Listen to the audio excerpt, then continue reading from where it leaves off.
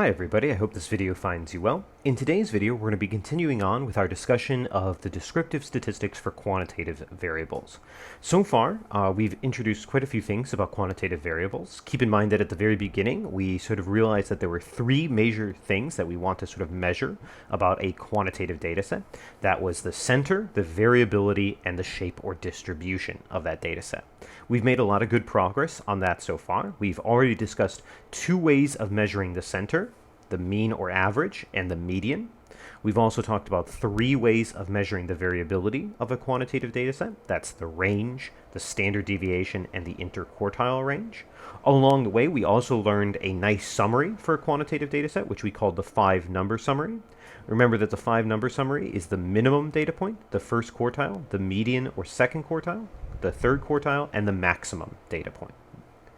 We've also, in just the most recent video, made some steps forward in terms of measuring the shape or distribution of a quantitative data set by using visual displays. Our first visual display that we discussed was a histogram. Remember that to build a histogram, what we did was we first created some equally sized classes or intervals, and then we counted how many data points fell into each class or interval. This gave us the frequency for each of our classes. Then we constructed, similar to a bar graph, a set of bars that were each drawn to a height that corresponded to their frequency. The big difference, though, was that since this was a histogram and since each class ended where the next one began, that meant the bars actually touched.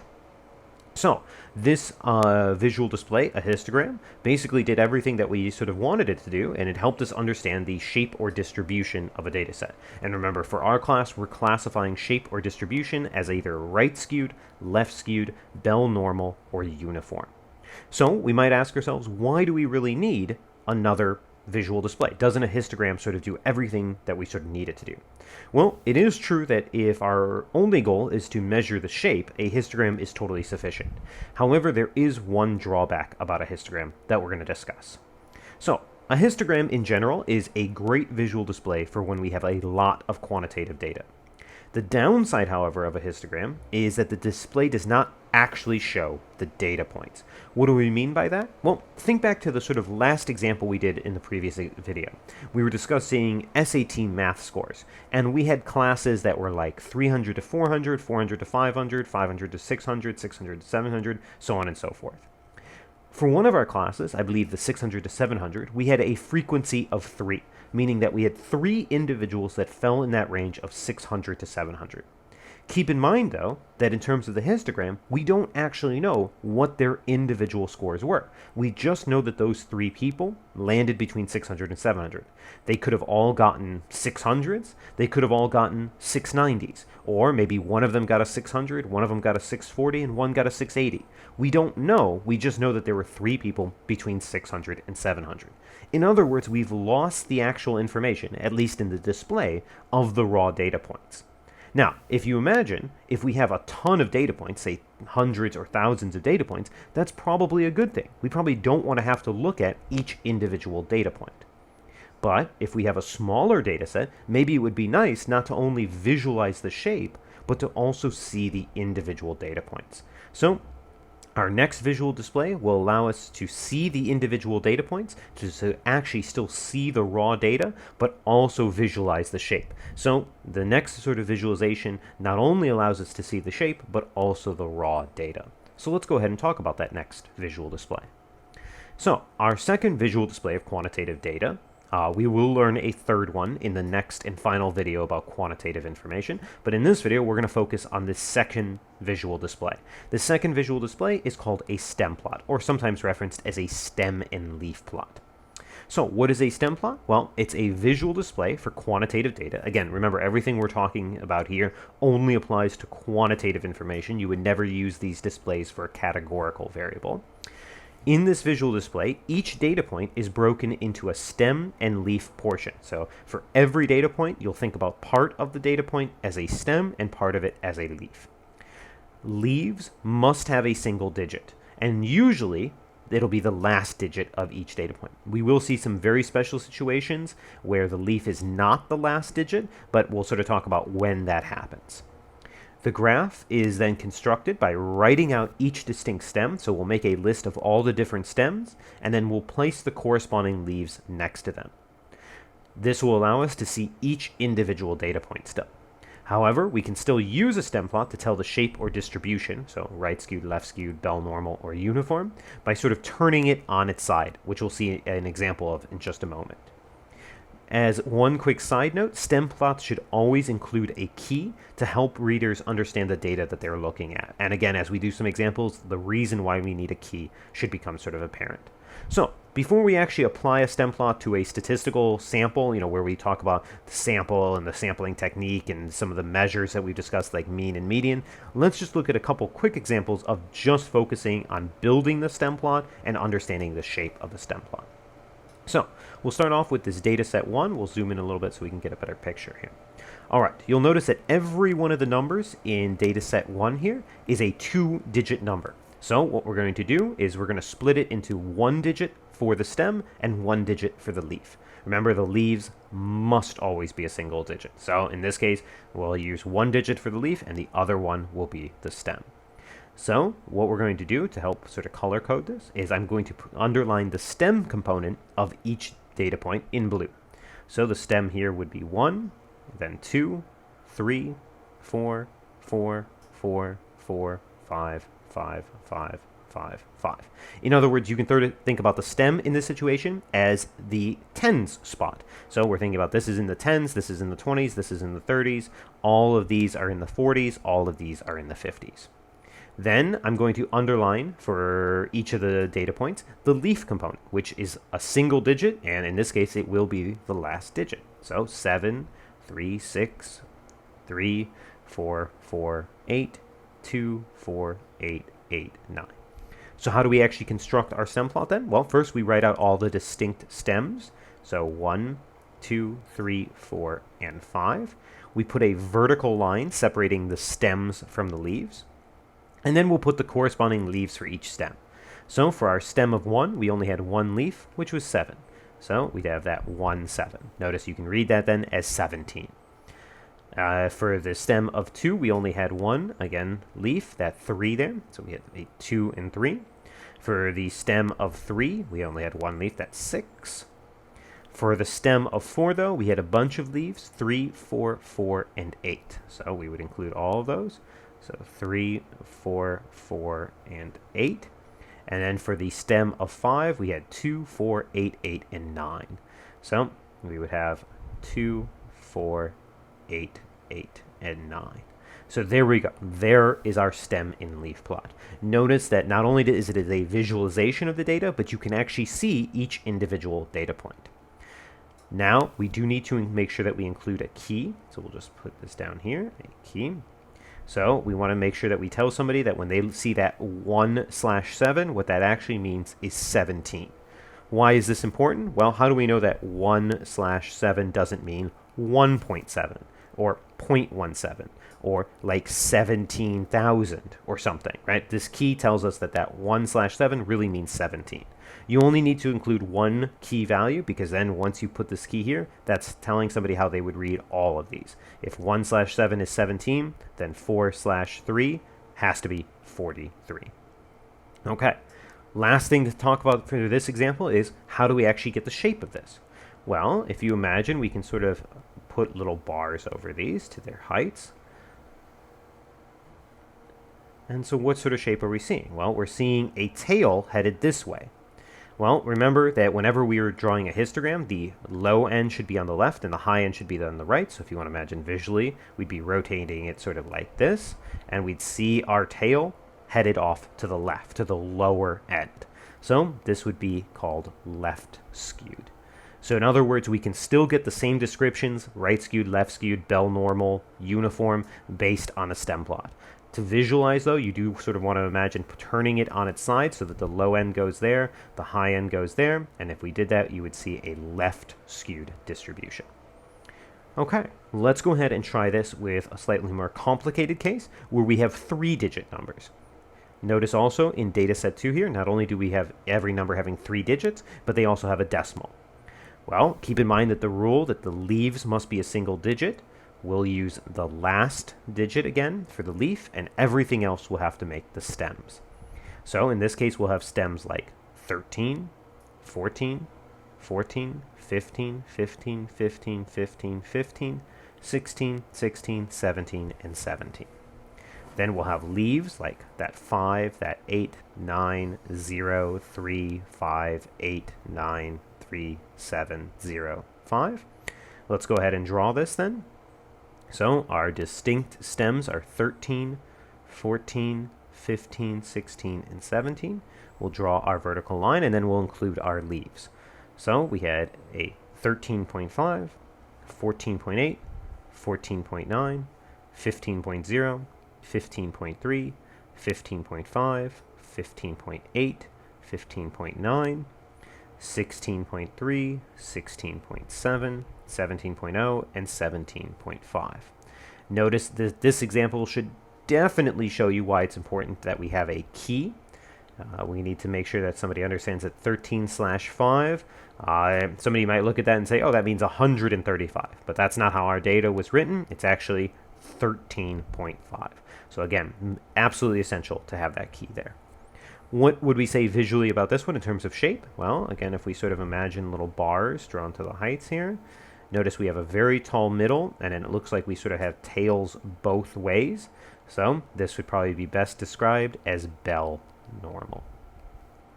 Okay, let's take a look at one more example of doing this in a very special situation. If we take a look at this one, data set 3, you'll notice, I'll zoom out a little bit because we've got a couple extra numbers over there, just so we can see all of them. You'll notice that everything is 4-digit numbers here. So we might say, let's go ahead and use the first 3 as the stem, and then the last digit, just like we've been doing, as the leaf. But notice that the last digit of everything is 0, basically telling us that these things are being measured in like the hundreds. This is like 1200, 1200, 1300. This is like 2400, etc. So instead of doing that, what we're going to actually look at is the digits that give us information. So we're going to actually take as our stem just the first one. So like 1, 1, 1, 1, 1, 1, 1, 1, 2, 2, 2, 2, 2, 2, 2, 2, 2, 3, 3, 3, 3. And then as our leaf, the second digit. Again, remember, leaves have to be only 1 digit. So, there we go. Now we might ask ourselves, what are we going to do about the last 2 digits? I mean, everything's in the thousands here. But what we're going to be able to do is we're going to be able to use our key to sort of deal with that. So let's go ahead and take a look. So our stems here are 1, 2, and 3. We'll put our line. And then in terms of our leaves, looks like we have 2, 2, 3, 4, 5, 6, 7, 7. And then for this, we've got 0, 1, 2, 2, 4, 5, 6, 8. Oh. 6, 8, 8. And then 0, 1, 1, 4. Okay, so there we go. Now notice that we could very quickly throw on a key to sort of make this final here. 1/2 here doesn't mean 12, it doesn't mean 1.2, it actually means 1200. And this is basically saying that those last 2 digits, while it is giving us the size of the number, is the same for everything. It's not an extra piece of information. So we can really focus on just the first 2 digits as long as we have a key that tells anybody who's reading this that everything is being measured in hundreds here, right? This is 1200, this is 3400, etc. Now, you'll see this sort of graph, and you'll notice that in this case, we only had 3 stems here. So we don't get a particularly nice visualization, because everything's sort of clumped up into these 3 stems. We could try to give a description of this, but if you look at this thing, this doesn't really look like any of the shapes we've talked about. It's not really bell normal because it doesn't really have tails to both sides. You could, I guess, say that it's piled up here and maybe it has a right skew to it, but there's not even a tail because it only has 1 stem on this side. This doesn't really look particularly nice. So in situations like this where you only have like 2 or 3 distinct stems, we can use sort of a modified stem plot to get a better picture. So let's talk about that modified stem plot that's sometimes referenced as a split stem plot. So a split stem plot is a standard stem plot, but each stem is written twice. By writing each stem twice, we get a little bit better of a visualization. The first stem gets all the leaves that are 0 through 4, while the second stem gets all the leaves 5 through 9. That gives us an even division of half the leaves for the first stem, half the leaves for the second stem. A split stem plot should be used whenever we have 3 or less distinct stems. So in our situation here, notice we had 5 stems, no need to split those. Oh, this one only had 3 stems, we should go ahead and split it. So let's go ahead and do that. So we're going to have the same, this doesn't change how we sort of think about the stem plot, right? So we're still using the first digit as our stem, so those 1s, those 2s, and those 3s as our stems. And we're still using the second digit, sort of the last digit of useful information, as the leaves. Okay, so hopefully that'll be sort of clear there. Okay, so let's go ahead and draw this out then. So like we said, a split stem plot, we're going to draw each of the stems twice, so 1, 1, 2, 2, and 3, 3. So notice that that now gives us 6 different stems. So things like these 2, this 3, this 4, those go into the first stem. So 2, 2, 3, 4. But leaves like 5, 6, 7, 7, they go into the second one. So 5, 6, 7, 7. Now we're on the first 2 stems, so that should get 0, 1, 2, 2, and 4. So 0, 1, 2, 2, and 4. Then the second 2 stems should get all the leaves that are 5, 6, 8, 8. So 5, 6, 8, 8. And then for the first 3, it should get anything that's 0 through 4. So 0, 1, 1, 4. 0, 1, 1, 4. And then notice that there's no stem 3 with like a 5, 6, 7, 8, or 9. So there's nothing here. So there's our visual display. Now, notice that it is a little bit better of a visualization because it gives us a little bit more precision having those additional stems. We should still include a key here. So our key here would be the same. 1/2 is read as 1200. What sort of shape would we see this as? Well, if we drew in some bars, we'd have a bar there, a little bit bar there, bar, bar. Okay, there is a little bit of variation there, but almost everything is the same height, so probably we'd call this uniform, right? It doesn't really have Bell normal. It's not like it's getting smaller on both ends. It just looks like they're all about the same height, so we'd call this thing uniform.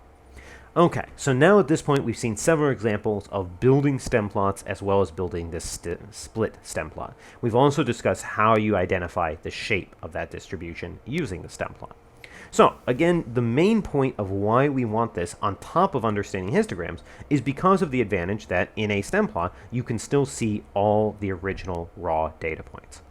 All right, let's put all this together as well as do a little bit of review with our sort of earlier work and take a look at one more sort of example of building a stem plot along with all the other sort of statistical measures.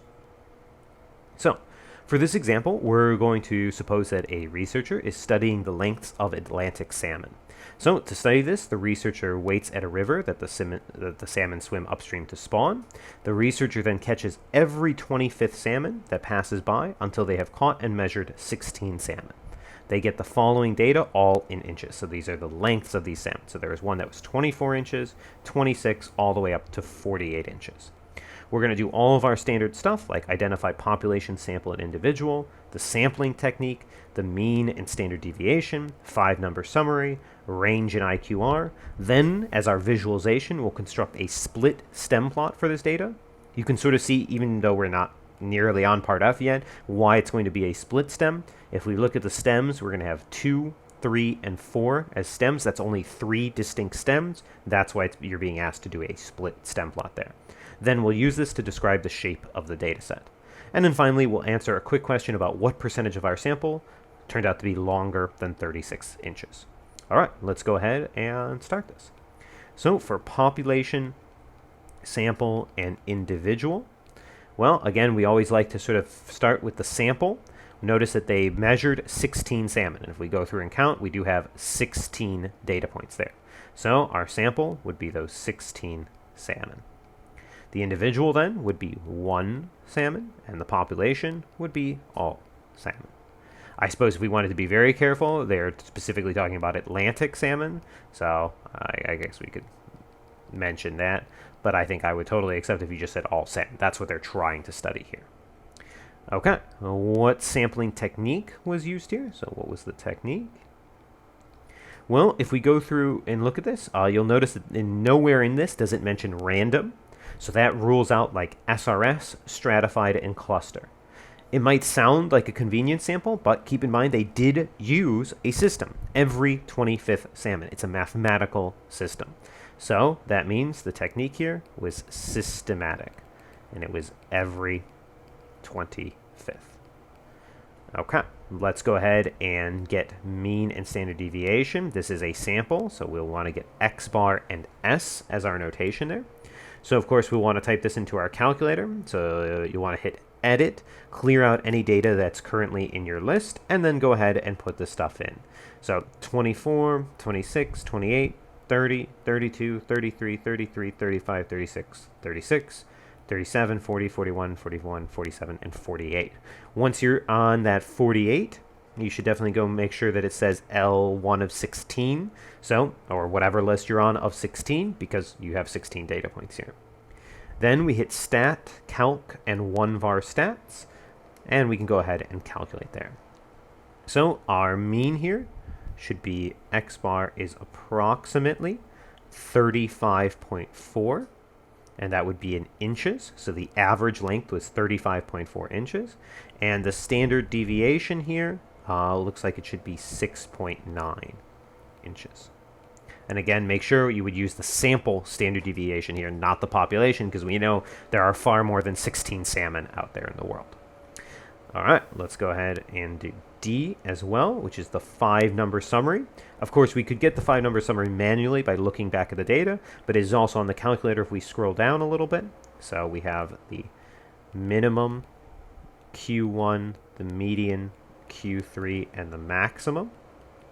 So our minimum length was 24, Q1 was 31, the median turned out to be 35.5, Q3 was 40.5, and the maximum was 48. And keep in mind the units for everything in the 5-number summary is the same as the data, in this case, inches. Finally, we have a couple of measures of variability we just want to remind ourselves of. The range. Remember, range is maximum times minus minimum, so it would be 48 minus the minimum, 24, which would be 24 inches. And the IQR, remember that the IQR is the Q3 minus Q1, so that would be 40.5 minus 31, which looks like it'd be 9.5 inches. So our whole sample ranged over a range of 24 inches, and the middle 50% of our data ranged over a range of 9.5 inches. All right, so all of this was just some review stuff, mainly about sort of basic terminology here, and then sort of the basic statistical measures of center and variability. Now let's go ahead and get our visualization here. So give ourselves a fresh page so we can sort of see the data here. Let's go ahead and have our stem plot right here. So we wanted to do a split stem plot. So like we said, the stem should be the 2s, the 3s, and then the 4s. So since we're doing a split stem plot, we're going to write all of those twice. So 2, 2, 3, 3, and 4, 4. Then we'll put our vertical line and start writing everything in. The first one, and it always gets the leaves that are 0 through 4. There is one there. It would be a 4. Then the next one always gets 5 through 9. So the 6 and the 8 would go into the next one, 6 and 8. The first 3 would get any leaves that are 0 through 4. So 0, 2, 3, 3. So 0, 2, 3, 3. And then the second one, we get the 5, 6, 6, 7. So 5, 6, 6, 7. Then the first 4 would get the 0, 1, 1. So 0, 1, 1. And then the last 4 would get the 7 and 8. So we'd have 7 and 8 there. All right, so there's our data set. If we should probably include our key there. So 2/4 here actually means 24. And I suppose if we wanted to be really careful, we could actually say it's 24 inches just to include the units again. Probably not completely necessary to do that because we were very careful with the units for everything else. So that should be probably clear from the rest of our work, but definitely got to include the key that at least tells us this doesn't mean like 2.4, it means 24 here. What shape can we see here? Well, if we imagine sort of drawing this, it would look something like this. Looks like this is something where we have a tail that way and that way. This should be sort of bell normal. Remember, bell normal is classified as what we call a symmetric distribution, meaning that if we sort of cut this in half, this side should look roughly the same as this. We also said that there was a relation in the last video between the mean and median. When you have something that's symmetric, we said that the mean and median should be roughly the same. So let's go back and just confirm that to make sure. Notice our mean was 35.4 and our median was 35.5. Not exactly the same, but very close. That's a good check that at least our distribution should be symmetric. Now, of course, this being similar to this doesn't tell us if it's bell normal or uniform. That's why we still want the visualization, but at least it's a good confirmation that bell normal is a good choice here. All right, lastly, as just a little sort of check to make sure we're understanding, thinking about how to work with data, we want what percentage of our sample was longer than 36 inches. So this should be pretty simple. We just need to count up the amount of data, the number of salmon in this situation that were longer than 36. Now we do have to be careful. Longer than 36 would mean greater than 36. So if we look back at our data, that would be all of these here. The 37, the 40, 41, 41, 47, 48. So that's 1, 2, 3, 4, 5, 6. So 6 of our individual salmon were longer than 36 inches. So we would have 6 out of our total sample, because whenever you want to get a percentage, you need to do a division.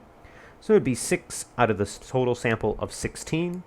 6 divided by 16, if we do that, gives us 0.3 as a percentage, gives us 37.5%. So about 37.5% of our sample turned out to be salmon that were longer than 36 inches. So just making sure we're comfortable analyzing that. Why might that be important? Well, maybe something we're interested in is what sort of percentage of salmon are longer than 3 feet, and 3 feet is 36 inches. So we know, at least in our sample, it was about 37.5%. Alrighty, so in this, we should now, or after this, I guess we should be comfortable building a stem plot as well as a split stem plot and using it to understand the shape of a quantitative data set. In our next video, we'll turn to our last visual display for quantitative data, and we'll also talk about using the IQR to diagnose if there are extreme values in our data set.